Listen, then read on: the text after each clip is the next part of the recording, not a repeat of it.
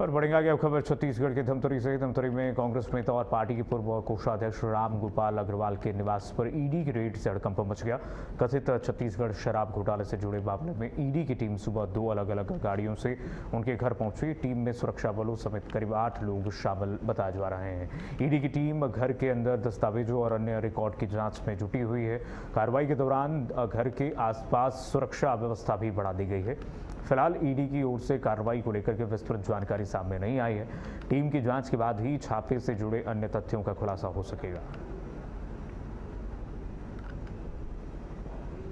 तो ईडी की टीम ने छापेमारी की है। कांग्रेस नेता रामगोपाल अग्रवाल के घर की तस्वीर आपको दिखा रहे हैं, जहां पर ईडी की टीम पहुंची और कई दस्तावेज खंगाले गए हैं। कथित शराब घोटाले मामले में ईडी का बड़ा एक्शन हुआ है। जो शराब घोटाला छत्तीसगढ़ की पूर्ववर्ती भूपेश बघेल की सरकार में हुआ, उस मामले में कांग्रेस नेता रामगोपाल अग्रवाल के घर पर ईडी की छापेमारी हुई है। वहीं बिलासपुर रेल यात्रियों के लिए जरूरी खबर है। चक्रधरपुर मंडल में 5वीं रेल लाइन की कमिश्निंग के चलते बंडा मुंडा केबिन ए से राउरकेला सेक्शन के बीच नॉन इंटरलॉकिंग कार्य किया जाएगा। इसके चलते 25 सितंबर से 14 अक्टूबर 2026 तक कई ट्रेनों का परिचालन प्रभावित रहेगा। इतवारी टाटानगर बिलासपुर, बिलासपुर टाटानगर समेत कई ट्रेनें रद्द या परिवर्तित मार्ग से चलेंगी। उत्कल एक्सप्रेस 30 सितंबर, 1 अक्टूबर और 12 अक्टूबर को बदले मार्ग से चलेगी, जबकि 13 अक्टूबर को गीतांजलि एक्सप्रेस करीब 2 घंटे देरी से रवाना होगी। रेलवे ने यात्रियों से यात्रा से पहले ट्रेन का स्टेटस जांचने की अपील भी की है। तो ट्रेनों के मार्ग बदले गए हैं, उनका समय भी बदला गया है, इसलिए अपील किया गया है रेल प्रबंधन द्वारा कि सभी यात्री चलने से पहले ट्रेन का स्टेटस जरूर देखें। ये साउथ ईस्टर्न रेलवे में 5वीं लाइन का कार्य चल रहा है, जिससे रेलवे इंफ्रास्ट्रक्चर की बढ़ोतरी के लिए ही एनआई का काम किया जा रहा है, नॉन इंटरलॉक वर्किंग।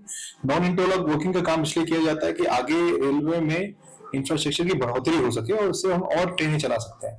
इसलिए इसमें कुछ ट्रेनों को रीशेड्यूल किया गया है, कुछ को कुछ दिनों के लिए, 1-2 दिन के लिए कैंसिल किया गया है। इसकी डिटेल आपको जो दी गई है वो उसी के प्रकार। राजनांदगांव के रानी सागर में बाढ़ और आपदा से निपटने की तैयारियों को परखने के लिए मॉक ड्रिल आयोजित की गई। भोपाल से पहुंची स्पेशल रेस्क्यू टीम, एनडीआरएफ और नगर सेना के जवानों ने संयुक्त रूप से रेस्क्यू ऑपरेशन का अभ्यास किया। टीमों ने रेस्क्यू बोट और अन्य उपकरणों की मदद से पानी में फंसे लोगों को सुरक्षित बाहर निकालने का प्रक्रिया का प्रदर्शन भी किया है। अभ्यास के दौरान पानी की गहराई, बहाव और मौसम का आकलन करके सुरक्षित तरीके से रेस्क्यू करने की जानकारी दी गई है। अधिकारियों ने कहा कि मॉक ड्रिल का उद्देश्य आपदा के दौरान विभिन्न एजेंसियों के बीच बेहतर समन्वय और त्वरित राहत बचाव सुनिश्चित करना है।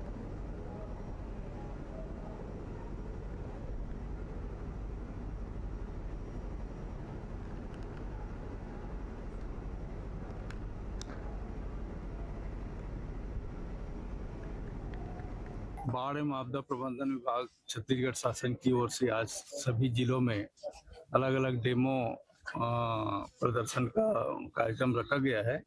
राजनांदगांव जिले में भी आज जो है ये डेमो चल रहा है। यहाँ पर भोपाल की रेस्क्यू टीम, एनडीआरएफ की टीम, नगर सेना की टीम और लोकल टीम सभी यहाँ पर उपस्थित हैं। रानी सागर में ये डेमो का काम चल रहा है कि जैसे बाढ़ में अचानक कोई बाढ़ से घिर गया, उनको कैसे बचाना। ये आज अपने जो मंत्रालय राहत शाखा के द्वारा पूरे प्रदेश में हर जिले में एक मॉक ड्रिल का आयोजन किया गया है और हर जिलों को अलग अलग टास्क दिया गया है।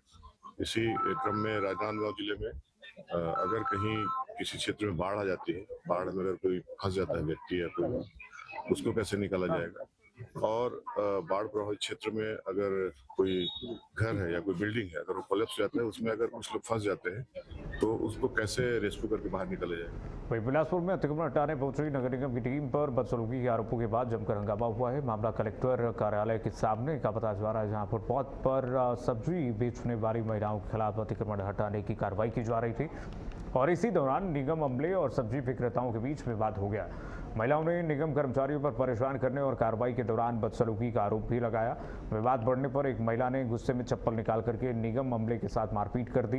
घटना का वीडियो सामने आया है और अब निगम की कार्रवाई और कर्मचारियों के व्यवहार को लेकर के सवाल उठ रहे हैं। तो निगम कर्मचारियों के कार्रवाई पर सवाल उठ रहे हैं, नागरिकों का आक्रोश देखने को मिला है और अभद्रता का भी आरोप है। ये देखिए जरा वीडियो सोशल मीडिया पर सामने आया जहां पर एक महिला चप्पल निकाल करके निगम कर्मचारियों से अभद्रता मारपीट करती हुई नजर आ रही है। अधिगमा थाने पहुंची थी निगम की टीम की। ये सब्जी विक्रेता महिला ने मारपीट की है निगम कर्मचारियों से। कार्रवाई के दौरान जमकर हंगामा हुआ है। तस्वीरें बिलासपुर की आप तक पहुंचा रहे हैं। घटना का वीडियो सामने आने के बाद सवाल उठ रहा है। छत्तीसगढ़ के कोरबा में 55 करोड़ रुपए की ठगी के आरोपी को पकड़ने दिल्ली गई पुलिस टीम की हवाई यात्रा अब कार्रवाई की वजह बन गई है। उच्च अधिकारियों की अनुमति और जानकारी के बिना विमान से दिल्ली जाने पर कटघोरा थाना प्रभारी MB पटेल समेत 8 पुलिसकर्मियों को निलंबित कर दिया गया है। SP के मुताबिक हवाई यात्रा से जुड़े 5 मामलों और एक अन्य मामले में कुल 11 पुलिसकर्मियों पर कार्रवाई हुई है।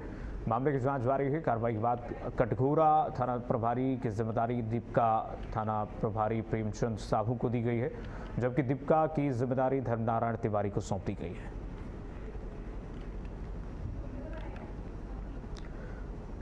हवाई यात्रा के 5 मामलों में बड़ी कार्रवाई हुई है।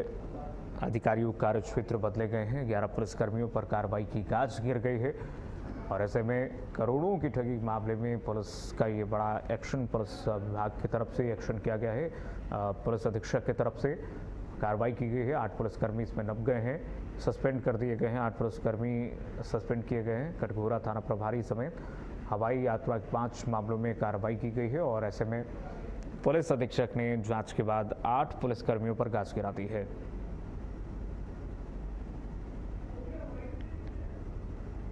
जो अभी हमारे पास सूचना है उसमें एक मामले के अंदर एरोप्लेन में हवाई यात्रा की है और इसके अंदर संज्ञान लेते हुए IG साहब ने इसके अंदर 5 कर्मचारी, 3 और कर्मचारी थे पहले से अन्य मामले में निलंबित थे, उनके ऊपर कार्रवाई भी करी और जांच चल रही है। जांच आने पे फिर आपको।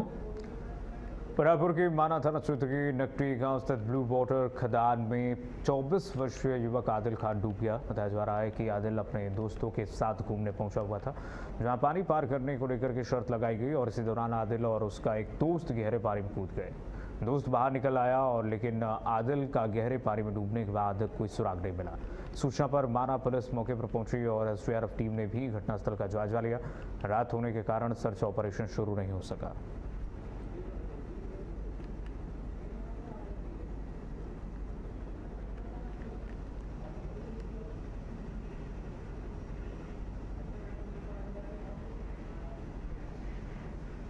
और फिलहाल के लिए बस इतना ही। खबरें लगातार जारी हैं, देखते रहिए भारत अपडेट।